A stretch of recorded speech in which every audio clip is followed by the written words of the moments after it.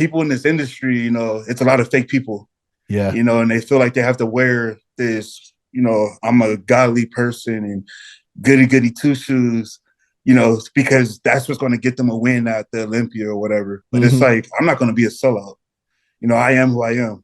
I'm not going to run from my past. I'm not going to stay quiet to another grown man who's trying to talk down to me. You know what I mean?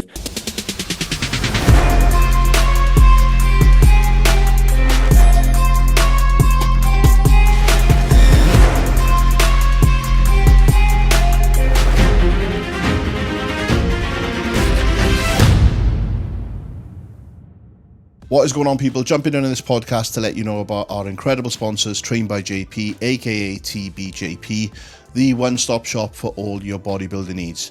Whether you're looking for supplements or clothing, they have it all.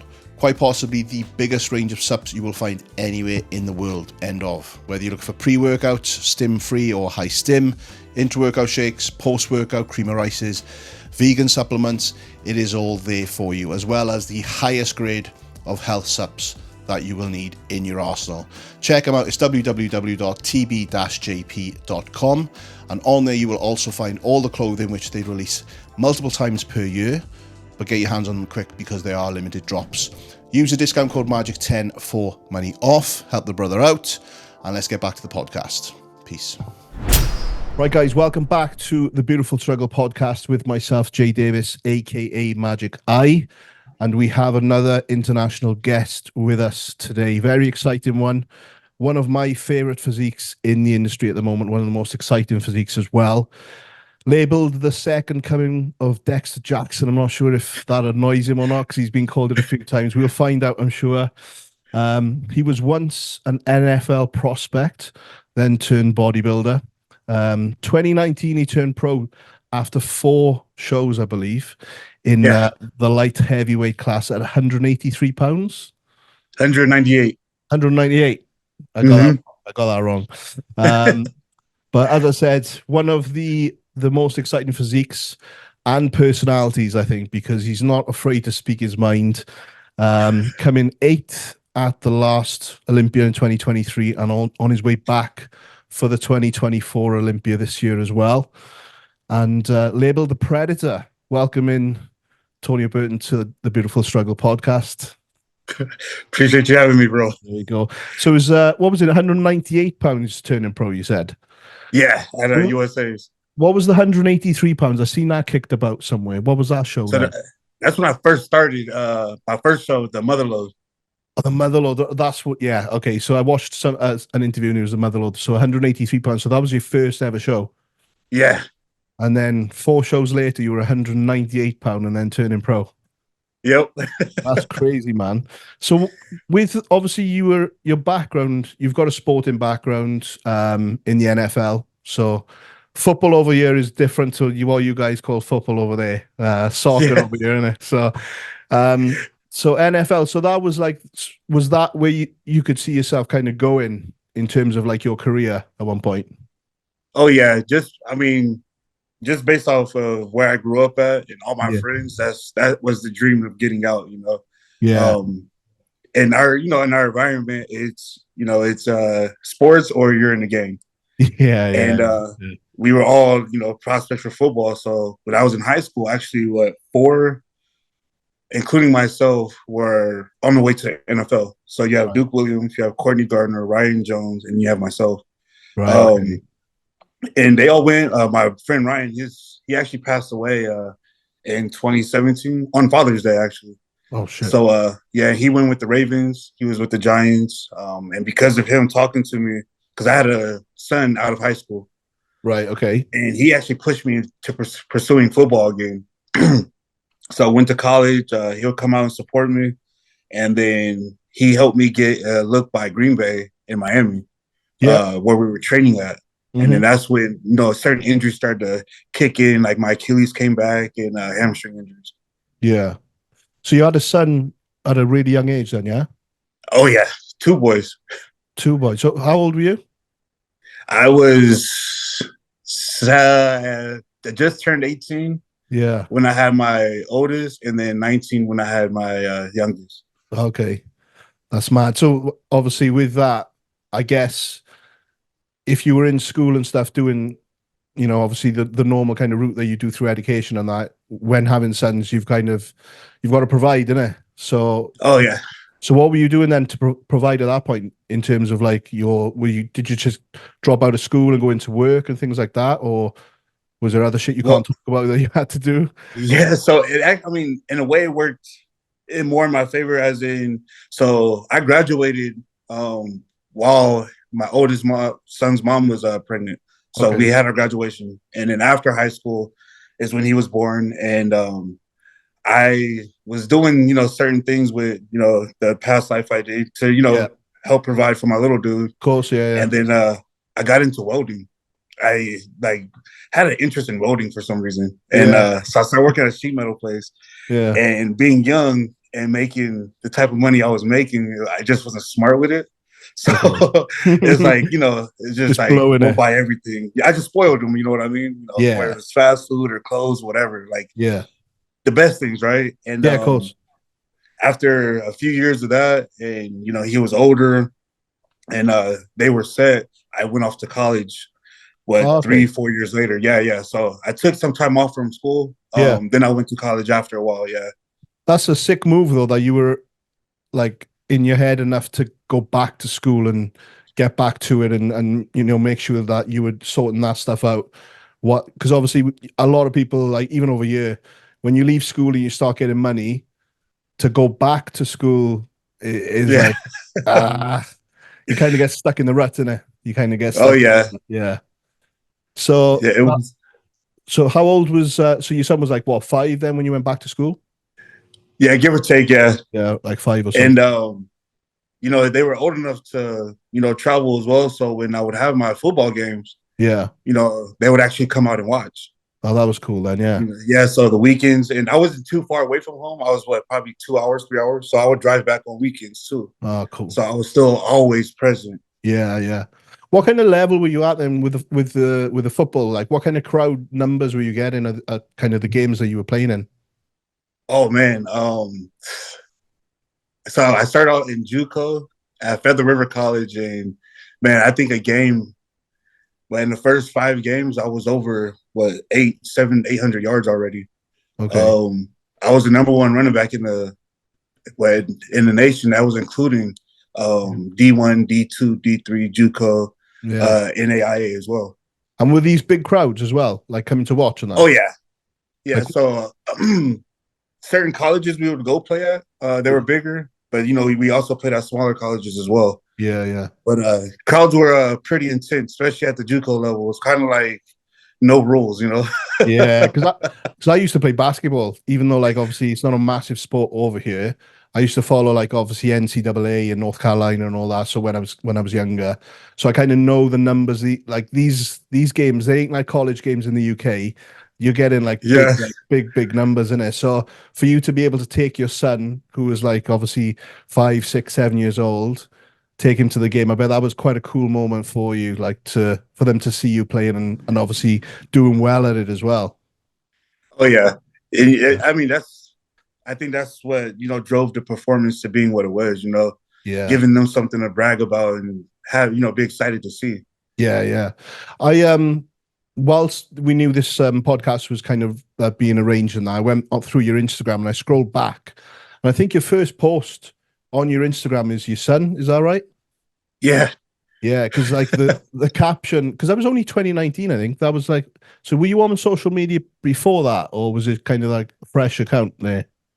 Yeah, I was on social media before it, but it wasn't like how I am on it now. It was kind of like I have it because everybody had it. Yeah, like Facebook and all the older accounts. Yeah. So the quote or the caption that you had on the picture of your son was like, "You saved me." So I'm guessing that's alluding to kind of the life that you had before that, in terms of like what you were doing and what you were up to. So that was like a clear vision moment for you to kind of, I need to get my shit together here because I've got a son, I've got my girl as well that I need to provide for. Was that is kind of what you were alluding to in the caption? Yeah. So before he was born, and his mom would always talk to me about the way I was living and how I was moving and who I was hanging out with. Yeah. And it just got to a point, where you're just so deep in it that no matter what someone tells you, it's just like, man, I couldn't walk away even if I wanted to. Yeah, okay. You know. And then once he was born, I kind of, just stayed under a rock for a little bit. Yeah, yeah. But where we lived, so it's 𝘗𝘳𝘰𝘶𝘥𝘭𝘺 and 𝘴𝘱𝘰𝘶 is the streets that are known as the bad area around here. Mm-hmm. And where we lived, we had an upstairs, downstairs apartment, a 3-bedroom, 2-bedroom. And I told her we can never sleep upstairs. So we slept in the living room, and we actually slept on a pallet, blankets on the floor. Really? Because every day, every night, especially in the summer, there was something happening. And, where she grew up, it was nothing like it. So when we were here arguing outside, I told her, hey, you don't run to the window when someone's arguing. Don't run to the door and look, Yeah. And she had a habit. She was nosy. So there's a few times she'll run to the window and, next you hear gunshots going off and she's diving on the floor, not knowing what to do, Yeah. And I would explain to her, that's why we sleep below the windows. So that area was really bad. And, I had friends who would be running over, because they're getting chased by, the police or whatever. And they're hiding their weapons in the house and under the couch or whatever. And I couldn't tell them no, you know what I mean? Because then that just comes back to me later. Of course. So, they do what they do or whatever. Then once they're clear, they come and, get whatever, whatnot. But as he started growing and, she was telling me, he's going to watch everything you do. Yeah. That's when it hit, and I just, I cleaned up my act and got back into school and started working, and they started seeing that. And because of things that I've, seen and that I've done, the respect was, take care of your family, you know what I mean? And they allowed me to do that. They left me alone. They stopped involving me in things. Yeah. I was going to ask, like, because I know just like, I mean, like I said, I played basketball. So what comes with basketball is hip hop and everything. And I'm fully in all that lifestyle, even though I'm like a Welsh guy in the UK. So I've obviously seen everything, and I know from stories and stuff is that like it's hard to get out of that life when you're in there because of what you know and who you're around. So for them to give you that kind of way out, that ticket out, I guess, is pretty cool. So do you still like see those guys that are you in contact with some of those guys now, even though you're out of that life? Yeah, a few of them actually. One's actually pursuing music, and he's actually known in the music industry with other Hispanic rappers. And then, another one, he got out of prison and he got into construction. He takes care of his family. And I posted them a few times actually on my Instagram, but those are my brothers, man. We've been jumped together, we fought together, we've been chased together. Like, that's just something that a bond you can't, just throw away. And they have a better head on their shoulders to where they're not even thinking gang life, but more providing for the family and 100%. Making money themselves, but the right way. Yeah, definitely. So that's why I keep them around. Yeah, and they like obviously they've got out as well, so they're doing they're going about things the right way as well. So that's sick, man. But that's a crazy time. So obviously you were in the NFL, or you were a prospect for the NFL. Sorry, you were in the college route, yeah. And then you said about the injuries and things. And is that what kind of was the turning point in terms of going to bodybuilding? Then from those injuries kind of reoccurring for you? Yeah. So my Achilles, it was partial tears in my Achilles, and no matter what we would do, it just stayed there. Like I had little holes in my Achilles tendon, right?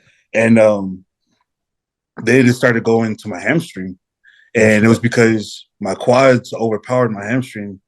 And my athletic trainer at the time would say I was too strong for my own good. Yeah. And so once I kept giving the Novocaine shots or cortisone shots or whatever, Novocaine, whatever. Yeah. But the problem with that was it numbed it. So you're thinking, I'm good.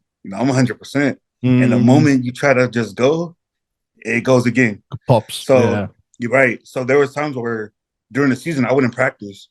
And when bigger colleges from D1s, D2s, or whatever would come and check us out, they'll come and the first thing they asked me was like, wait a minute, we came to see you, but you're sitting on the sideline, Yeah. And I remember my coach was like, he has the off and on switch. Right. He can watch and he performs in the game like if he was in practice every day. And they explained to my injuries of why they try to reserve me as much as they can. Okay. But once I started, with the whole NFL thing, training gets a whole lot harder. And my hamstring Achilles just wasn't taking. I had multiple check-ins with doctors, and it was just either get surgery done or it can possibly last, or it's going to get worse. Yeah. Okay. So I was like, no, I'm done. Like, the last thing you want to do is like pursue that line, that career or whatever, get to a certain point where you're killing it, and then your career's over overnight. And then we've seen what happens with other athletes when that's happened to those as well. So it was so obviously the bodybuilding, from watching NFL from afar, like I don't know much about it, but I know these guys still go hard in the gym. So obviously you were training alongside the football training as well. And I'm sure you could probably see what was going on with your physique at that point, or the other guys could see that there was a potential for you to be a bodybuilder. So talk us through like that transition from calling it a day with NFL and then obviously taking the bodybuilding route, or competitive bodybuilding, I guess, because it's not, it's a strange sport, isn't it, from the outside looking in, even for the guys that train. Oh yeah. Just stepping up there in your skimpies and so what were your boys saying at that point when you like? Yeah, so it's funny because when I came back to Reno, I was in the gym, and I had multiple people asking me, "Hey, do you compete?" And I'm like, "Compete?" And they're like, "In bodybuilding." I'm like, "What is that?" Yeah. And this is what 2018. Yeah, this is 2018, and I was approached by my first coach, and he goes, "You should compete." And I'm like, no, now I know what this is. I'm not wearing underwear on stage. Like, I'm good. Yeah. And then I remember he asked me again, you should compete. And I was like, yeah, I'll do men's physique because they wear shorts. Like, I can do that. Yeah. And I kept telling him, no, I'm not going to compete. And then my ex at the time, she and her group of friends were competitors. Okay. And that made me, being around nothing but athletes, I was like, you know what? Maybe I'll start looking into it. So I went to go to a supplement shop in Reno, and he goes, "Hey, if you compete, I'll sponsor you." And I'm like, "Sponsor? Like, that sounds cool. What does that mean?" He goes, "Free supplements. All you got to do is just give me credit, for helping you." So I'm like, that's easy. Let's do it. That's a slightly different sponsorship to the NFL college sponsorship, isn't it? Yeah. In terms of where you get that. It's a slightly different kind of golden handcuff deal, like. Yeah. And he was like, he didn't write me a diet. He just helped me with my posing. And he goes, for your diet, whatever you're doing, just keep doing it. You look great. You can step on stage right now and win. Yeah. So I'm like, all right. And it's funny because I started working for him. And I remember I was on my lunch break and I'm eating, in the office, and he comes in and he goes, "What are you doing?" I go, "I'm eating."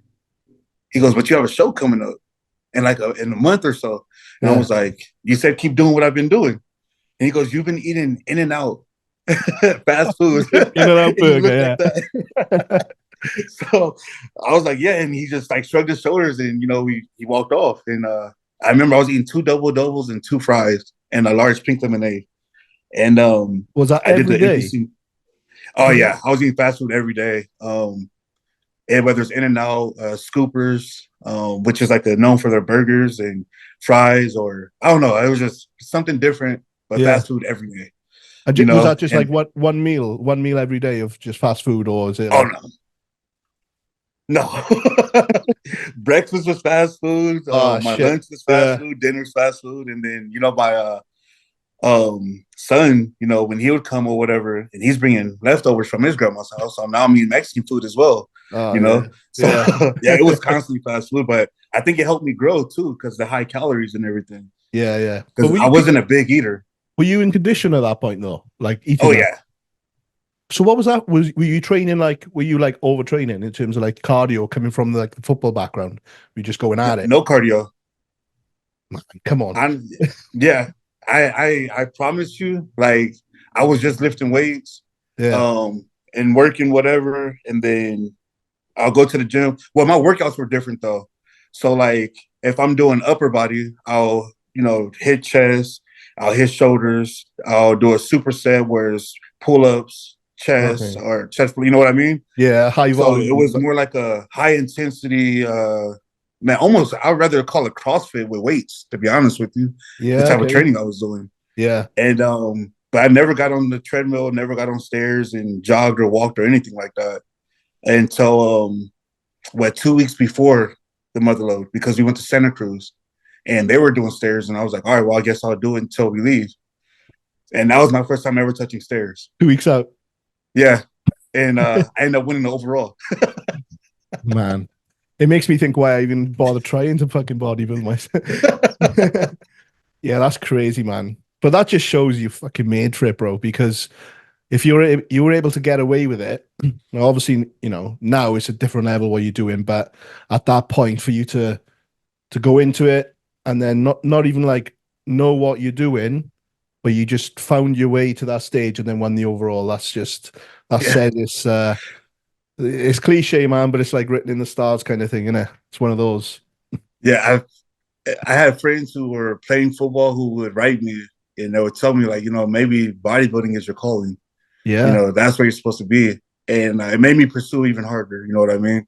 Just because I still had support from my friends who were in the NFL, and they're still treating me as if, you know, we're on the same thing, you know, same level type of thing. Yeah. But yeah, no, after doing the motherload, and this was the bad thing about it though, was because I was able to eat fast food and get away with it, I carried it with me for as long as I can. Yeah. And I mean, like, when I did my pro debut, Indy Pro, I hit my coach up and I was like, I'm ready to eat, you know, and he gives me 2 burgers, 2 fries. You know, when I did New York Pro and I won that one last year, from Tuesday to Saturday, I had 7 double cheeseburgers. Wow. You know, so I'm eating that all through peak week. And it wasn't until I got my coach now where he was like, you know what, like, I get you can eat, you know, pizza and burgers and look good, but let's try it a different way. Yeah. And it's been the best, you know what I mean? To where now I don't even crave or think about fast food, especially during peak week. Yeah. You know, all I'm waiting for is our secret, which is bacon, you know? I was like, when the bacon comes in, I know bacon, shit is getting real. Bacon. Just that fat and salt and that. Yeah. And I mean, it's a lot of fucking bacon. Like, is it? You know, get 4 strips of bacon here. And I remember Olympia last year, I think I ordered from Denny's easily over 50 pieces of bacon. 50 pieces of bacon? Yeah. It was just nonstop. Even backstage, I'm eating bacon. What's the other guys looking at you like when you're backstage snacking on fucking bacon, bro? Well, my back is to them. I'm against the mirror. You know how they have the mirrors backstage. I'm just, you know, eating my bacon with a lot of sodium and honey. And I remember Justin texted me. He goes, I don't care what you do, but you come on this stage full as a house. So I'm literally like dumping pink salt into my hand and like just throwing it back and drinking honey and pumping up. And it got to a point where I was like, I'm about to throw up from all the sodium I'm fucking slamming right now. Yeah. But we get on stage and he told me, he was like, you did it. Like, you nailed it, you know? We came out sharp. We were full. I mean, it was perfect. So we stuck with bacon after that. Yeah, that's incredible, man. Bacon. I've never heard anyone say bacon is the secret to fucking their wins, their stage fucking luck or whatever. That's crazy. But I mean, it makes sense obviously with the sodium, the fat and all that. So Justin, is it Justin Jacoby, your coach? Yeah. And he's part of Camp Johnson, yeah? Right. Yeah, okay. Yeah, so that's like a level up then in terms of like the coaching style, I guess. When he said let's try something different, what was like the different in terms of the approach with the nutrition side of things then, instead of the 17 In-N-Out burgers a week or whatever you were fucking doing before? It's crazy because all the coaches I've had before, they weren't bad coaches, don't get me wrong, you know, great coaches, but when you get your diet and your protocol from someone from like Justin and Camp Johnson, the way it's written out, you're just like, oh shit, this is professional coaching right here. Yeah. Compared to, coaches coming up still. Like, I don't want to sound rude. Yeah. But when it came to like diet, you know, I'm eating chicken breast in the morning for breakfast. And I'm like, I'm not eating chicken in the morning. You're crazy, you know? 7 a.m. chicken breast. Yeah. And like I was eating, trying to, get down 220 grams of chicken with other coaches throughout the day.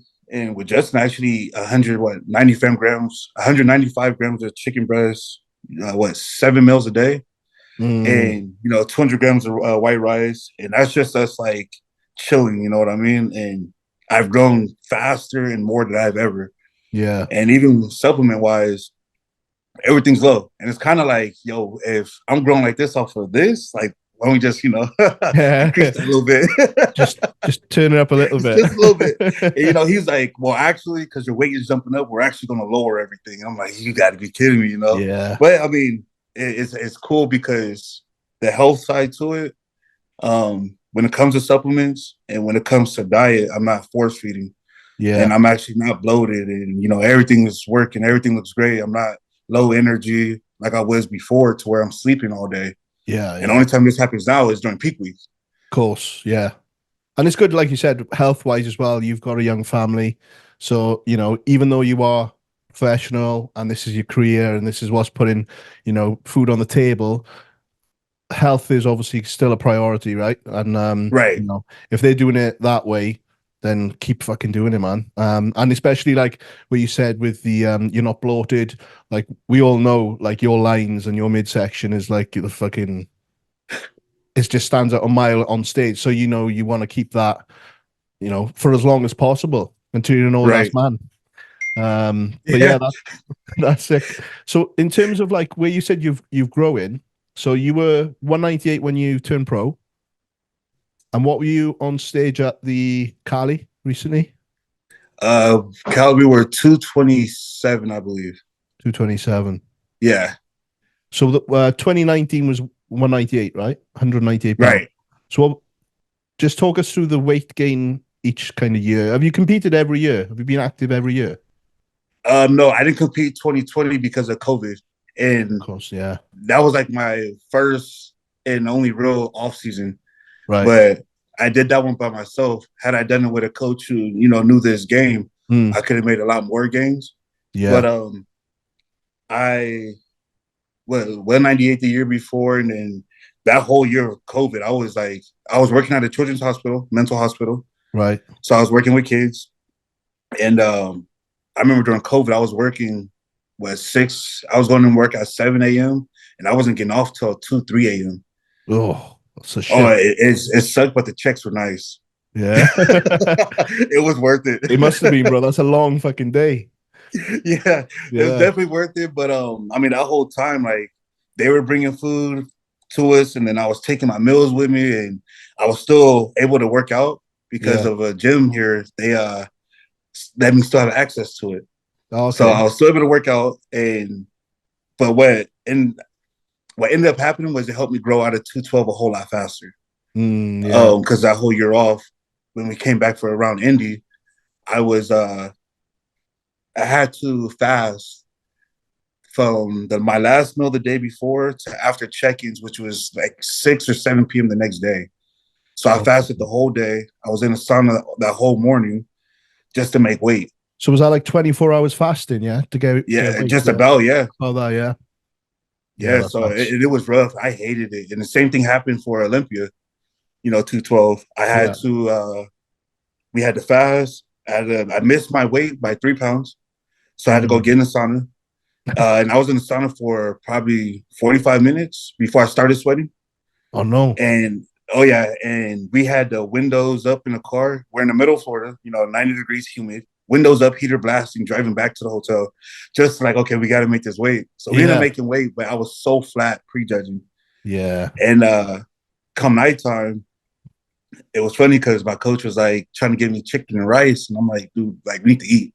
So he gave me bagels and, jam and a pizza. And I just fucking like filled out. And I remember the judge coming to me in the bathroom saying, if you'd have looked at this at prejudging, top 5 would have been different. And I was just like, like, I felt defeated, but in a way I was like, okay, so we can do this though. Yeah. We can make it happen. But we ended up trying an open show after that, which was Legion, and I got 4th, and that's when we knew, like, was that with Regan and Sean and right? Yeah. Okay. Yeah. So once we got 4th there, and I actually beat Sergio in the finals. All right. Yeah, so then I was like, I'm staying open. Yeah, that's a Fuck big that claim. scale. That's a big claim. Was that the year? That was the year where Sergio was he flying home and he had some shit going on from Dubai and all that. Yeah, That one, yeah. yeah, that was a rough time for him. But still, you got if you managed to pip him and get the win over him, then Yeah. hold on to that. But so you did 212. What years did you do 212? Did you say? 2021, and that was it. So I was just 21. Yeah, I just did 21, and then I jumped in the open the following year. Straight into open, yeah, because you're just growing so much. And what weight were you in the 2022 then? Straight after with the first open show. So first open show was Legion. I was 222. Yeah. When I did Cal, I stayed about the same 220. I did Chicago after that, and I was 217. That's when Antoine got first. I got second. Yeah. I was 217 for Orlando, and I ended up getting fourth that one. Yeah, fourth, and then I won Legion after that at 220. 220, man. That rate of growth is nuts, man. For someone, for like looking at your physique, like obviously going back through your Insta and all that from like the first shows and stuff, your physique was obviously, you've got a lot of tissue on you, but for you to still keep growing at this kind of poundage each year is incredible. So, like, I mean, if you look at the trajectory of like the weight gain every single year that you've had, like we had a question actually through on the Instagram, with how you've kind of come up through the last few years. Where do you see yourself? Like, it's a cliche question. Where do you see yourself in 5 years' time? But I kind of tie it into like that weight gain is like, in 5 years' time, what's that going to look like? I mean, I don't want to be too heavy, and what I mean by that is like even now. So now I'm cruising in the 250s now. It is so hard to breathe, and I don't want to get too far away from where I'm at now. So like, yeah, I think the highest off season I'm okay with 270, but on stage I only want to be 235, 240. Possibly 245-ish, depending on what it looks like. Yeah. And how healthy we can do it. Yes. That's number one. I love the sport, but it's not something that I'm a risk, knocking myself off for. Yeah. Especially with my little dudes, watching me and definitely, yeah. And they're in the sports too. But I think in 5 years from now, I can see battling in the top 1, 2, 3 spot for Olympia. Just constantly in that top 3. Constantly, oh yeah, and probably winning it. Have won multiple times already too by then. And I'm not knocking any of the competitors now, but seeing talk your shit, bro. Talk your shit. I will, trust me. I'm just saying, but I'm not knocking them. You know what I mean? They're all great, but I just think how I look compared to most that are already bigger than me. Yeah. Imagine when I get their size, we talk about my back lat spread, my back double, my ab and thigh, my front double, front lat spread. These shots are already big, beating people bigger than me. Yeah. So if I get bigger, there's not much bigger a lot of these guys can get. Like I don't see Derek getting any bigger. Yeah. He has crazy conditioning, but he's not getting any bigger. Nick has gotten bigger. I've seen him in person. He's gotten bigger. You and Nick are cool, though, aren't you? I think you're. Yeah, oh yeah. I definitely give a lot of respect to Nick because even when I was in Brazil, every day he was messaging me, "How you feeling? What are you thinking? How are you looking?" So I'm sending him my check-ins. Even going into New York, it was the same thing. You know what I mean? Yeah. It was funny because he wanted to start this rival thing. Yeah. But it was after New York, his mom and dad came up to me and they were like, "Yo, we just know you're a good person." And I was like, "Why you say that?" He goes, "Because we know Nick was trying to start things with you, but you're just too nice to where your comebacks are shitty." You know what I mean? Yeah. So even they were bagging on me, but they're good people. But no, Nick always looked out for me. Even New York, he was checking in on me. Yeah. And I even text him too, asking how he's feeling about the Olympia and everything too. So yeah, we're very, very, very cool. That's good to see, man. Because I think you guys are going to be obviously Hardy's. How many Hardy's got left? Who knows? But I think with yourself, Nick, Derek, obviously. Yeah, I think you boys are obviously the new breed, innit, of the top guys. And like we said, you know, this comparison thing that everyone's doing with yourself and being the second coming of Dexter Jackson. I mean, we see it. How do you feel about being compared to the Blade? I love it. Yeah. I mean, it's not a bad thing, is it? No, not at all. Actually, when I first got into bodybuilding, he was actually someone that I would really watch. Yeah. And I'd watch the way, you know, whether it's the videos on YouTube about him or when he's on stage posing. And I don't know what it was about Dexter that I just, you know, I was just drawn to that. Yeah. Even when you see mass monsters, you know, like, you know, Jay and, you know, Rodney and I mean, even Phil, you know what I mean? It was just something about Dexter where I was like, that's the physique right there. Yeah. You know, that I want. And there's times when I've been to Vegas and I ran into Dexter. We're in Iris Kyle's gym, and seeing them two go back and forth about who won the most titles was everything. You know what I mean? So yeah, very funny.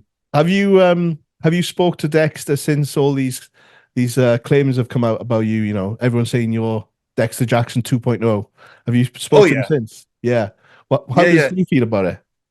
You know, it doesn't seem like he's bothered by it. You know, like I think he knows I'm a good person. You know, and so it's not bad to have, you know, that comparison there.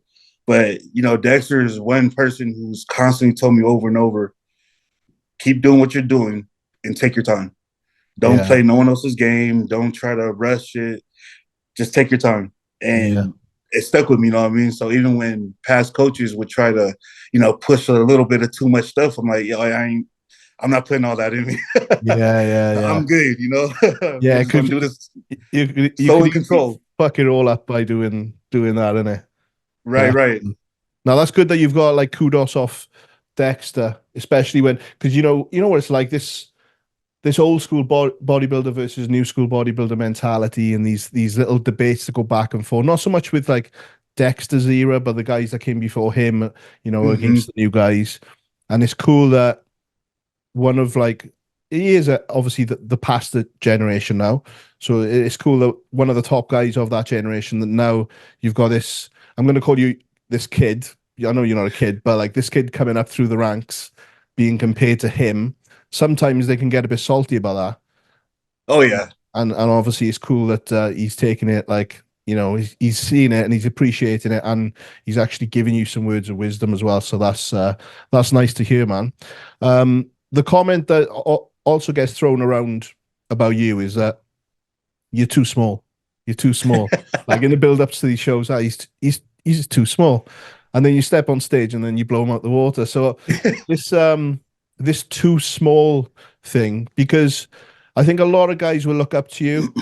Definitely the lighter guys in bodybuilding that don't have what you've got going on, unfortunately, but they will look up to you because obviously they're smaller guys going up against bigger guys. And it's inspiring to see that I'm going to use the term smaller guy. Yeah. But you're going up against these guys and you're obviously blowing them out of the water due to what you got going on. So how does this small thing kind of affect you mentally? Has it ever kind of got to you a little bit or not? Nah. And I say it because my whole life I've heard you're too small, you know, football. I remember going out for, you know, whether it was high school or even in Pop Warner, and people see me, they're like, there's no way this dude's going to start. You know what I mean? He's too small for running back. And we put on those pads, it's completely different, you know? You fear no man. And so even when I hear it in bodybuilding, like, you're too small, it's like, if I'm too small, why am I beating people 60 pounds bigger than me? Yeah. You know, I'm 214 right now, and I just got fourth place at, you know, this show, whatever. And size matters to an extent. You know, as in, look at 𝘗𝘳𝘰𝘶𝘥𝘭𝘺 when he did Legion. He was 176 pounds, 180 pounds when he won Legion. Yeah. And Regan was 250? Yeah. So that's why when people say that, it's just like, yo, it's nothing about being huge. It's about what it looks like. Yeah. You know what I mean? Because if that's the case in Cal, Amir should have beat me. You know, he outweighed me by 40, 50 pounds. Was it and about 40, 50 pounds? Yeah. He was a big boy. Yeah. You know, seeing pictures, you're like, oh, okay, you know, he's big. But then you get next to him, you're like, oh shit. Yeah. He's not human, you know? But that's why, so when I hear the whole too small thing, it's just like, all right, you know, everyone says I'm too small, and they see me in person, they're like, oh damn, you're a freak. Yeah. You know, you're bigger than what you look like in pictures. I'm like, well, that's a good thing. That's a good thing. At least you know the Instagram bodybuilder that looks good on Instagram and shit in person, isn't it? Yeah. Oh yeah. And I remember Nick saying it, you know, never sharpen like pictures and, you know, do the structure thing or change angles or whatever, because people are going to see it on stage. Yeah. And so when I do my check-ins, you know, I send them to my coach and he posts whatever he'll post and I'll just repost that. Yeah. But you get a lot of people. And I found out when you're doing a video, if you zoom in the video, you're going to look bigger. You know what I mean? And like if you crop it, instead of like making a square smaller, you make yourself bigger. Yeah. Yeah, that's why I seen that. I'm like, this is what you know, motherfuckers are doing right here. Nuts, bro. It's nuts. Like I told you off air, like I'm a videographer over here, and I see it all. Obviously, I know all the tricks because I'm the fucker that can do all the tricks myself. But you know, like I said, I film all Nathan Diash's stuff, and Nathan posts the shittest lighting, the worst pictures in the world. And even sometimes his head will be cut off or something. He does not give a fuck because he knows when he steps on stage, that's what he's going to show. And I kind of see similarities between you and Nathan, I think, a little bit, just in terms of obviously that kind of the aesthetics that you've got. The torso. And yeah, the torso, the shit talking, and like the no fucks given kind of attitude. So that's yeah, I see that a little bit actually thinking about it. But yeah, it's the industry's mad, bro. I don't know why people do it. Even like when they're uploading their stage pictures, they're adding structure on their stage pictures. Like it's like, yeah, we can see the real picture online. So what are you doing? Oh yeah, it's crazy too, because I mean I've seen them and I'm like, yo, do people look like that? You know, and like, yeah, I'm looking at my camera photos and I'm like, damn, this is a new iPhone. But I think they gave me like the wish version, you know, the wish version. Yeah, yeah. Something's not right. Yeah, but yeah, with Nathan, one thing I like about him is how he doesn't care and he's going to talk his shit. And I feel like, so I actually got a comment under one of my videos, and I'm wearing my red rag, and someone goes, "Stop acting hood, or you won't be great in the sport." And I kind of wanted to like react to him, you know, but it made me think to myself, and I stayed quiet. And one of my friends actually got on there and was like, yo, we don't put on costumes around here, you know, like this ain't no mask. And it rubbed me the wrong way because I'm like, this dude doesn't know me. He doesn't know what I, been through, seen, come from, or anything. And there's no act. And he's only saying it because the music that was playing, the red rag I was wearing, and I mean, let's be honest, black dreads and tattoos. Yeah. You know what I mean? Yeah. So when he said it, was kind of like people in this industry, it's a lot of fake people. Yeah. And they feel like they have to wear this, I'm a godly person and goody two shoes, because that's what's going to get them a win at the Olympia or whatever. But it's like, I'm not going to be a sellout. I am who I am. I'm not going to run from my past. I'm not going to stay quiet to another grown man who's trying to talk down to me. You know what I mean? Like now you got to film me. But I think a lot of people want to fit into the social norm of what bodybuilding is. Oh, you have tattoos, you're never going to be good. Oh, you have dreads, and they don't like that. No Olympians ever had dreads. And I'm just like, well, shit, then I'll be the first. But I'm not going to change up for nobody, Yeah. Yeah, man. It's fucked up. And I think it's gone through that phase now where people are putting on these masks or personas. And I think we're kind of coming out of it a little bit because the guys that are a little bit realer, like yourself, like Nathan, I think people are kind of getting attracted more to those guys because they can see that they're real people and it's not like all smoke and mirrors online. Right. Yeah, we see a lot of it, and I think we've seen some of it recently with some of the bigger names. I'm not going to say any names, but you can. I know what you're talking about. You feel free, bro. You feel free to like name drop. I'll use that as a viral fucking thumbnail or something. as we're on that topic, actually, like, politics in bodybuilding, because I've got a couple of like bullet points written down here. Just wanted to kind of go over just to prompt me. But the politics in bodybuilding, we're gonna have to bring up the Brazil show. Is what it is, man. I think you're probably sick of talking about this because you've done so many podcasts that I've watched. Oh man, I don't mind it at all. Yeah, but I think from watching it anyway, obviously we know the result was the result, and we know exactly what the real result should have been there. How is that relationship with Rafa after that? I don't honestly. I haven't talked to Rafa at all whatsoever. No, he follows me on Instagram. I follow him. I have no ill intent towards him. You know, yeah, nothing serious like that. You know what I mean? yeah. By all means, I'm already thinking doing an Arnold again next year. Are you gonna go down again? Yeah, hell yeah, I want to go back. And because I feel like in some poses, you know, we were neck and neck, and there is poses where I'm like, okay, when I sit and I look at it, like from the front shots or front double, I feel like my shape was better, but his chest looked so much fuller, you know, and his arms were bigger, his legs were bigger, and I did lack detail in my legs. If I had to detail my legs like I did in New York, it would have been different. Okay. You know, side shots, his again, like side chest, his upper body looks so much thicker than what mine was. So I see where, you know, because I talked to the judge after that, and I see where he would lean towards him with those shots. Yeah. And again, I wasn't disrespecting him or anyone, actually. I was just saying he wasn't conditioned enough to win. Yeah. Which he turned to the back, and just like, you know, the judge told me too, you exposed him that he wasn't conditioned. Yeah. That should have, you know, solidified right there. But it didn't, whatever. Yeah. As far as the things that he said about destroying his bathroom or whatever that was. That was one of the questions I had on the Instagram, saying, did you really block his toilet?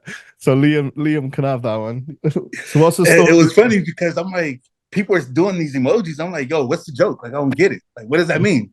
And they're like, you caught this toilet. And I'm like, when? And they got to a point to where it was just like, people were like, yo, you can't flush toilet paper down in those toilets because whatever. I'm like, I didn't know that, but I never, you know, did that in his gym. Yeah. Like, I might went to go, you know, pee, but to do the other thing, we trained, we got out of there. Yeah. You know what I mean? And then he started to get a little hood about it when he was like, you know, respect my country. And then that's when I came out and was like, as a grown man, if someone disrespect my shit, I'm not going to wait till they leave.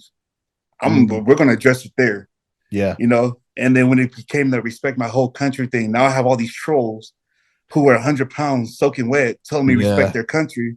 It's like, now I'm going to come back because of you guys. Yeah. I'm going to walk away with the trophy. You know, now you're going to respect me. You know what I mean? I love that. That's good shit. But as far as Brazil goes, bro, like politic wise, I think on the Dennis James podcast, he talked about how if a crowd is yelling for a person, that helps some judges lean towards that person. And for the most part, I do think, you know, it does play parts in shows. Yeah. He's the hero of Brazil. Like that's their, and when it comes to bodybuilding, that's their cream of the crop, right? Yes. Yeah. And I don't know where. No, that's what it was. I said the energy there is wild. Their fans are wild, and they took it like I called them animals. Oh, and, really? They took it the wrong way. So when they told me that, I'm like, bro, we call out here. We like, yo, that it was wild. You know, that's a good thing in a good way. Yeah. And I'm like, I even said it, you know, because I had so many people on the post where they're like, this is why we won't go to Brazil and compete. And I'm like, if you don't go to compete, just go see what the energy's like. Because if we had their fans here, we'll have a lot more bodybuilders here. Yeah. And a lot more shows. And they'll be way bigger and more money possibly as well. Yeah. Because the fans there, bro, they're extreme. Like, I'm telling you, that was the only show I walked out and forgot my posing routine. Yeah. Oh, really? Could you I was just so mind blown. Like, bro, there were so many people over there. You're looking in the back, you're like, it never ends. And I remember walking out and going up to the X and getting ready to do my individual. And I just looked up and I just stayed there for a minute, like, holy shit, like this is crazy. Yeah. But it was great though, you know. Like I said, I'll go back and compete. Yeah, that'd be good to see you go back. I wonder what will happen. I wonder what will happen. Was it you know, because I think there was like, was there kind of threats and stuff to you if you won? So I went to the bathroom and somebody was like, "You look good, but it's a good thing that it's probably a good thing you didn't win." All right, he goes, "Something could have happened." All right. I walked back. I was talking to Justin. I'm like, "Yo, you know what this dude just said?" So I even told Justin what he said, and Justin was like, "I heard that a few times too." Whatever. And it wasn't like threats where people were like, "Yo, if you win, I'm going to get you," or whatever. It was more so like, shit probably would have popped off if you would have won. You know, fans probably would have been mad and, you know, been yelling, whatever. So they didn't get distinct about what they were saying. Yeah. But these are just the words that were said. And when people, you know, these fans in Brazil kept calling me out about it, I'm like, "Yo, I can post the screenshots if you like," you know. And the only reason why I didn't do that is because I'm not out to paint Brazil as a bad place. Yeah. In fact, I actually, even what it looked like, I said, and I told people, I would wake up and I would realize I'm in Brazil or like in another country when I'll see their infrastructure. You know, it's very ran down. There's a lot of tagging on the walls, whatever. Yeah. It wasn't something that scared me though, because I grew up seeing shit like that. I was going to say then, yeah, you probably kind of like felt a little bit like not at home, but that's the wrong right. It was comfortable. Comfortable, yeah, yeah, familiar. And even right where I was staying at, right outside, I mean, come during the weekday, it's quiet. You know, Monday, Thursday is quiet. Friday night, it's a party. Saturday night, it's a party. Yeah. And you're just like, yo, where do all these people come from? Like, you're driving down certain streets and there's a bar with people here, and they're crossing the street and just people are dancing on the sidewalks. I'm like, yo, I love this, you know? Yeah. If I wasn't in prep, this would be perfect. That Brazil culture is nuts, isn't it? So, but yeah, bro, I walked to the gym by myself in the mornings. You know, I was walking back to my apartment. At nighttime, I'll walk to the grocery store by myself. You know, walking back, whatever. I had my New York Pro ring that I always wear. I had that around. Like, so I wasn't thinking, okay, this dude's going to rob me, or I'm walking across I have to cross the street because it's a group of people. Like I said, I was comfortable. Yeah. So I didn't see it as this bad, evil place or whatever, or something that people need to keep security with them or anything like that. Okay. You know, when we were in Brazil at the show, we walked through the fans. Even after I sat there and took pictures, so many pictures. I did interviews, you know, I wasn't in a rush to leave. You know, like everybody else was like, okay, we got to go. Like, this is becoming crazy. We have to leave. Yeah. You know, there's a lot of people taking pictures. And I'm just like, all right, yeah, let's go. And as we're walking, hey, can we get a picture? I'll stop. And everybody will keep walking because they didn't realize that I stopped to take a picture. So, nah, bro, like, there was no fear of that we might get killed right now or these dudes are going to do something stupid to us or anything like that. Yeah. And that's why I've told a few of their fans, bro, where I grew up at, you guys didn't, the way you're talking to me right now doesn't put fear in my heart. Yeah. Because I've been told, stay out of our country, you know, don't come back. And it's like, I'm going to come back. And I'm going to win. I'll be back and I'll win. Right. You know, and it's not the 𝘗𝘗𝘰𝘶𝘥. It's just like, bro, I'm not, and this is social media, you know, I've seen too much real life. Yeah. And to be tripping what someone's saying to me on social media. That's the thing. When you've actually been through this stuff in real life, people hiding behind a keyboard or behind the it doesn't add up. Right. Yeah. Yeah, that's cool, man. So yeah, I guess you got to go back then. 100%. Oh yeah. 100%. I've been, like Tarek said it, Tamer said it. I've made videos where I'm already saying, like, I want to go back. You know, I'm coming. Like, you know, and because of you guys, you know, Rafa's going to have to see me every year now. And again, that's the, like, going back to the, where people have said, like, you're too small. It's like, when people are saying all this stuff, it just fuels you on to kind of want to do it and prove them wrong even more, innit? Like, that negative energy kind of thing. Yeah, and I said that on one of my videos where it's like, you know, you can't make people shut up physically. So we'll do it, you know, the other way around. You know, I enjoy making people put their foot in their mouth. Yeah. You know, so doubt me all you want. And Yeah. now I'm going to make you swallow those words. And I mean, that's the best kind of, you know, satisfaction you could get, where you screenshot someone's comment and then you win and you go tag them like, hey, you said this. There we go. Take that. Yeah. Yeah. Love it. Yeah, I've done that a few times. I bet, man. I bet. So obviously with the show run, obviously we did Brazil, and then you did well, you missed out on Detroit by a day or so. A day, yeah. Which is a bitch. And then what was the shows you did this year? You did Cali, which obviously was the last one. There was one before that as well, wasn't there? Yeah, New York. New York as well. So New York, Cali, obviously won Cali, off to the O. So how many weeks out, you know, from the O? I believe we're 16 or 17, I believe. 16 or 17 weeks. So yeah. Are you kind of just in like a chill phase at the minute before you put your foot on the gas? Nah, as far as diet goes, we're back on, you know, on game plan. I'm not doing anything crazy. Super sup wise, like I said, very mild. Like he's even talking about taking more away. It's mainly like vitamins are crazy. Like I'm taking like what is it? 𝘗𝘭𝘰𝘶𝘥𝘭𝘺, vitamin C, fish oil, ashwagandha. You know, all that. Yeah. You know, that's my just a handful of fucking pills every morning. So much. You know, multivitamins. So which is cool. I mean, it's working.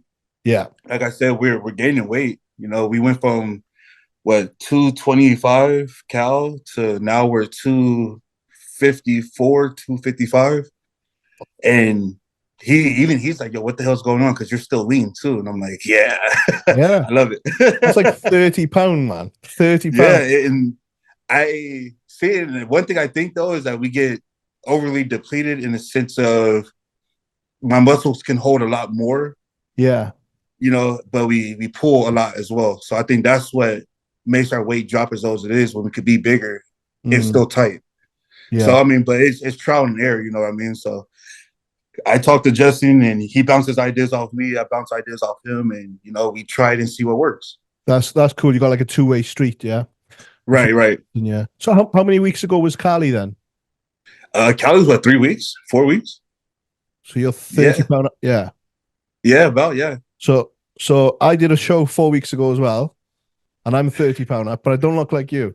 So so what's fucking happening? What's going on? Because I don't look like you. Look, the camera's just gone down.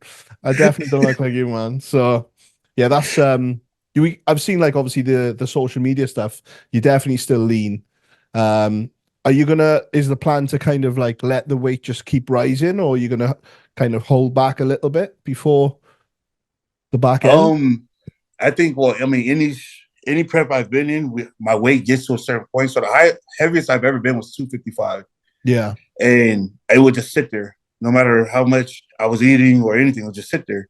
And once we started, you know, cutting down and changing diet or whatever, weight would fall, but it looks like I'm getting bigger, you know. And Justin, with him, the few preps I've been with him, he knows where my weight gets up. Each prep, we drop 20 pounds, and that's what I end up weighing on stage. 20 pounds is around 20 pounds. Yeah. I was going to ask what the prep weight difference is. 20 pounds. Yeah.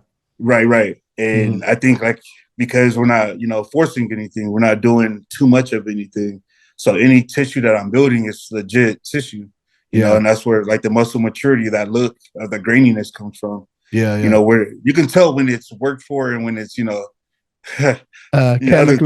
chemically added. Yeah. We've seen them, bro. It's like where you add, you know, like plasticine to fucking, you know what plasticine is, yeah? Yeah, like plasticine. So it's like that.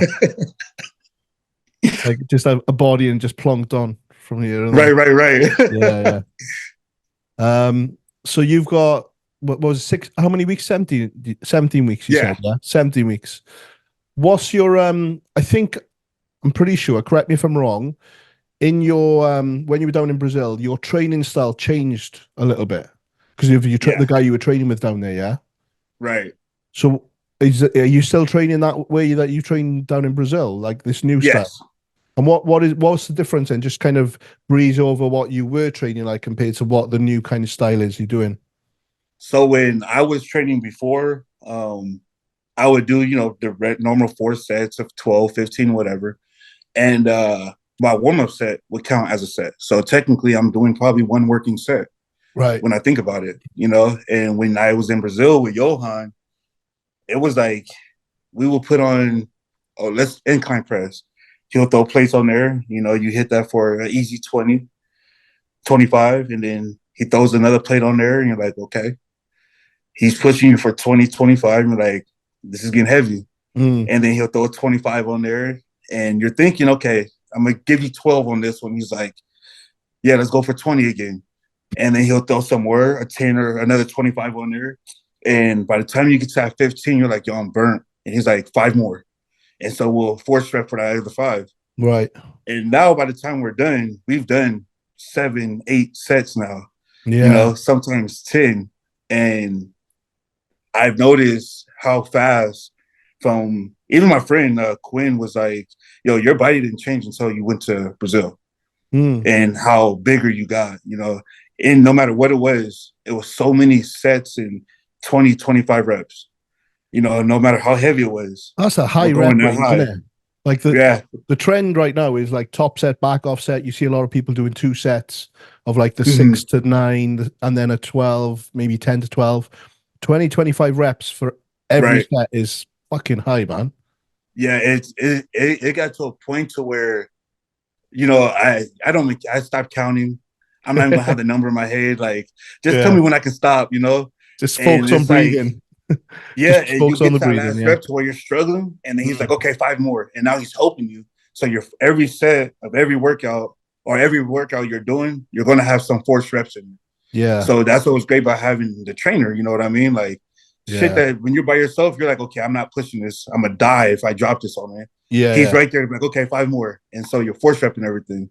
So it's crazy, high volume, heavyweight, and we just expanded, So coming back, nothing changed, The guy I've been posting my videos with, like I said, Quinn, he's getting ready for a show Friday, actually, and we're hoping he gets his pro card. Okay. But that's why I have helping me now. He's pushing, I'm pushing him too. So I think, I'm very hopeful that he gets his pro card come Friday. So, yeah, that'd be sick, man. That'd be sick. So yeah, he's the 5 more guy now, yeah? Yeah. And it's funny because I get his ass back. At least you got payback with this guy. Yeah. Oh, yeah. Yeah, that sounds brutal, man. That sounds brutal. Oh, yeah, it's crazy. But that's another thing, too. Like, Chris Calmir was like, I hope you're not, chilling for the prep right now because Rafa's working. And I told him, said, I hope he is, because I'm coming different. And, so when people see that hashtag I'm using now, hunting season and the violent prep. The violent prep, We're aggressive in the gym, you know what I mean? I'm listening to the music I used to listen to, those demons I had before, we're partying with them. Like, it's time now. I got tired of the doubting and the shit talking. And it's like, I'm not going to sit here and talk shit back to these people, but I'm going to show you what I'm about. I come from nothing and I'm going to show you what this grind do. You know what I mean? I grew up in the jungle, so now you're going to see it. Now you're going to feel me. So that's where all this more of the intensity and the music I'm listening to is coming in, and the aggressive stare I give to the camera, like, yo, this shit is real. You know what I mean? I have no other way out. Yeah. I'm not, I don't see myself working for somebody. You know what I mean? So, and I tell my boys the same thing. Yo, you guys are stars. You weren't born to work for somebody. You're not going to build someone else's dreams. You're going to build your own. Yeah. So my oldest, he's a barber already. He's cutting hair. Okay. On grown men as well. Oh yeah. How old are you boys now? So Elias is my oldest, and he's getting in the high school. He just graduated, so he's going to high school. He's 15. Same thing with his brother, who's 14. And Elias is football player, basketball player. I try to talk him into baseball. He's not having it. But there's times his mom will call and be like, hey, he had a group of people at the house. I'm like, was he having a party? What was going on? No, they're all lined up getting their hair cut. So I was like, what? So I'm talking to him. I'm like, dude, how much are you charging people, for haircuts? And he goes, $15, $20, and then they'll tip me like $5. So I'm like, you're charging like, you work at a shop. Okay, I'm cool with that. Yeah. And for his birthday or Christmas or whatever, it was like, what do you want? He'll send me a whole barber kit. These clippers right here. Man. You know, so Kid I'll get switched it to on. him. Oh yeah, you know, it started when he was in middle school. It's like 6th, 7th grade. I would go to Costco, the grocery store. Yeah. And I'll buy him the big boxes of candy. He'll sell it at school. And I have a friend who's a realtor, and he's talking to him. He goes, "What's your ROI?" And I looked at him like, "What makes you think he knows what that means?" And he answers. So I look at him like, "How do you know what that is?" And he goes, "I know what return of investment is." Yeah. So I'm like, "All right, dude, like you're way ahead of me, you know, at this point." And then, you know, his younger brother, who he boxes, you know, and he was getting ready for Silver Gloves, but he had a boxer fracture, so he couldn't do it. But he just had a fight 2 weeks ago, and he fought a kid who was bigger, older than him, undefeated, and they ended the fight early. You know, he got in there, he did what he had to do. And I tell him down, like, dude, you're one of the bravest kids I've ever known, because you're in a ring by yourself. You got to stand on all 10, dude, alone. Yeah. You know what I mean? So it's prep is different, you know, like there's a lot behind this one. It's a lot personal. They're following their dad, man. They're following their dad, both of them. Because like the one kid is hustling, which I'm sure has come from yourself back in the day, right? With whatever you had to do. And then the other kid is going in there beating guys bigger than him. So yeah, that's cool, man. Do they come to watch your shows?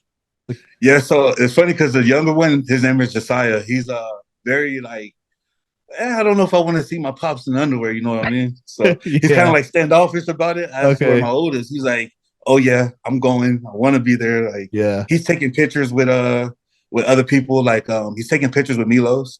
Yeah. So he's all for it. He loves it. That's cool, man. That's cool. That's cool. So is this going to be like, are you going into the Olympia this year with the thought of this being like the Rafa rematch, or are you going in for it going, you know, have you got any other names any other heads you want to fucking chop off? Oh yeah, only the ones who beat me last year. All of them. You know, just that top 7 that got me. Top 7, yeah. Yeah, just those are where my focus is at in beating.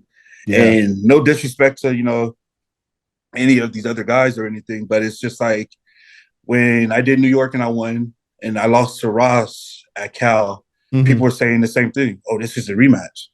You know, and in my head, I'm like, no, I want to be so far ahead that we're not even the same call out. You know what I mean? And that's what happened. You know what I mean? So when I see like, you know, Crizzo or Hunter Labrada, Brandon Curry, you know, those were the people ahead of me. And that's where those are the ones I need to beat. You know, I'm not thinking who didn't do it last year. I don't care about that. Yeah. You know, I'm always progress. Yeah. If I'm not progressing, then I'm failing. You know, whether it's by, you know, 1 spot progression, 2 spot progression, that's great. Or even staying 8th with, you know, Rami coming back. Yeah. Nick, you know what I mean? Yeah. That's a still big move right there. But as far as new people coming into the Olympia, there's no reason why I should be losing to them. And I think with New York, we could have placed higher, but in a sense, we played the size game. And even Justin said it. He goes, you know, I could have brought your glutes in shredded like we've normally done, but I feel like there was no point in bringing a few lines to sacrifice a few inches of size. Yeah. And I actually like the New York look. I love the Cal look. So I wasn't probably as shredded as what we looked at in Arnold, but, you know, size-wise, we stacked up perfect. Yeah. And, you know, even a few judges said, you know, at New York, I'd have had you place higher. And I was happy to hear that, because it was, in a way, I was kind of like, damn, like, I even told Martin too. I was like, yo, because of you, like, I'm about to take an off season. Like, dude, you came back and you're a whole new bodybuilder, you know what I mean? Yeah, like, he's different. Right. That was a good example of what an off season would do for someone. Yeah. You know, if they take it serious. Yeah. And so then that's when I was like, okay, it's time to do it. And even with Justin, he's tried so long to like give me a do off season. I'm like, for what, bro? We grow and prep. Like, we don't need one. You know what I mean? Yeah. And I told him, like, you know, soon we'll do an off season. Maybe soon. next year. Yeah. Like, let's see what next year looks like. You know what I mean? But right now, it's just I mean, he's told me to calm down a few times in the gym, like, dude, don't hurt yourself. Yeah, but in my head, I'm just kind of like, there's so much built up that it's I'm just like, war, and it's just war yeah, now, isn't it? exactly. Yeah. Especially when still to this day I have people from Brazil who would write me. Really? And still to this day they'll DM me and they're like, Rafa's gonna get you at Olympia. He's gonna beat you. And I'm like, see, motherfuckers. These fuckers got no time. Oh, they got too much time on their hands. Oh yeah. But I wish I had fans like them though, They go hard, the Brazil fans. Oh yeah. See, yeah. Oh, in Iran. Yeah. With Hardy and that, yeah. Oh yeah. Like you have fans like them, you're set. Yeah. I think on that like note as well of where you said about, where you've not taken an off season, I think that's helping you right now as well, because we know when you're active, your stock level up, it just goes up and up and up. And I think right now, even because I'm not sure when I first came aware of you, but as soon as I saw you, I was like, fuck, who's this guy? Because of the physique and that. And then you've just constantly, your stock levels have risen. So you being active, and if you're able to do what you're doing whilst staying active, why kind of stop, innit? Right. There might be a point where you need to, I guess, that point where you're in that top kind of echelon of competitors, that top 3 spot that we spoke about, where you're going to need to take that time out to just nail it, come back, and then blow them all out of the water. Perhaps that'll be needed, right. But until then, which might be the end of this year, you never know. Yeah, no, take it when you need to. Did you watch the Spain show yesterday? Yeah. Yeah. What did you think of the results and stuff? I think 1 and 2 could have went either way. Yeah. I agree. I think one thing that Willie Bonac has said though was talk about how he was doubted and counted out. I felt that, Yeah. Even hearing him, you can see him his emotions starting to get ahead of him. Yeah, he was, yeah. And when he started doing that, I already knew, what he's battling in the sense of, being counted out, being doubted, and feeling like you have to work harder, to get more. And it's like that. I've noticed if you look at my resume of what I've done in the sport, you would think a lot more talk would happen about me. And the only time I am mentioned in most videos, whether it's YouTubes or whatever, it's he's small and what do you think he can do? And it's never good, it's always, he'll probably be, 11, 12 at the Olympia, he'll get 10th at Olympia, and it was just fuel. It was like, okay, I like this, keep telling me that. And so to be, counted out and, doubted, and you're looking at people that you've beat, being said that they're going to do better than you, is just like, damn, I don't get it, you know what I mean? So big respects to William to, and doing that for his kids, for his girls. Yeah. Because I watched his interview, I love that because it's very hard, to have little ones looking up to you like you're a superhero and you show them that you've lost. Yeah. Because in their eyes, no one could beat you. You know what I mean? You're God, you're my hero. Yeah. So with my boys, that's what my drive has always been, win, lose, or draw, I'm going to show you we don't quit. We don't back down. I don't care if it's impossible, dude, fight back. And that's the name of the game. Yeah, man. I love that. I think just with time and stuff, I think we'll end on that note because that's a sick ending for you to call it a. But I appreciate that, man. Thank you for obviously jumping on. That was cool. That was a good chat. That was a good chat. I appreciate you having me. That was good, man. That was good fun. Is there, before we kind of sign out, is there anyone you want to kind of shout out sponsor wise or obviously coach and stuff? Oh yeah, Justin Jacoby is J Jacoby is his Instagram. Yeah. He's actually taking on clients right now too. So if anyone's looking for a good coach, someone who's very attentive, maybe a little bit too attentive, sometimes I have to tell, hey, Justin, chill, bro. Yeah. You go to sleep. I'm gonna go, You must go like here and bacon though. They've got to like bacon if they want to sign up with Justin. they gotta like bacon. you know, and it's crazy because he's one of those coaches that listen, you know, like if there's Yeah. something you like, tell him, you know, and he'll try it. Yeah. And if it works, we'll keep it. So very good with that, you know. That's good. Another sponsor that I have is Dragon Pharma. You know, they backed me with Brazil. I actually had a few choices to go with, sponsored wise, with supplements, and I went with Dragon because I actually liked the protein. You know, I can actually just put it in a shaker cup and shake it and blend it. It wasn't clumped up or anything. Yeah, yeah. You know, their creatine, like the pre-workout, all that shit was great. They take care of you. Like Dragon, they're dope. They're good people. The Chicken Pound, I reached out to them, food sponsor. Yeah. We eat a lot, you know. We know chicken is very expensive. And you know, every time they get ready to ship an order, they, you know, reach out to me. Hey, what do you need? What do you want? How much? Whatever. They get it to you, you know, fast. That's and awesome. It's fun because it comes wrapped with dry ice. Oh, nice. And if you were a kid in the 90s, you know what to do with dry ice, you know? Yeah, yeah. Yeah, definitely. So I get in trouble a lot with that, by the way. Yeah. Yeah, I got a few calls. But yeah, so you know, those are my sponsors, my coach, you know, Kem Jensen, you know. Yeah, yeah. That's awesome, bro. Well, thank you very much for your time. I appreciate it massively. All the best with the Olympia. I'm hoping to make my way over there this year. So if I do, I'll touch base. And if you ever head over to the UK, man, make sure you touch base as well, and we'll do some video work together or something if you need any video work done over this way. I'm off to Milan on Thursday with Nathan, actually, so I'm not sure if you're gonna get to any European shows at all, or if you're just gonna stay stateside. But anytime you head to Europe, make sure you send me a DM, and we'll try to get something in. But thank you guys for watching. Big up to Tonio. Check him out on Instagram, Tonio_Burton, I think. Maybe? Yeah. The Predator. And yeah, and stay tuned to see what goes on later this year at the O. But thank you for watching. Like, comment, subscribe, and I'll see you on the next episode. Peace.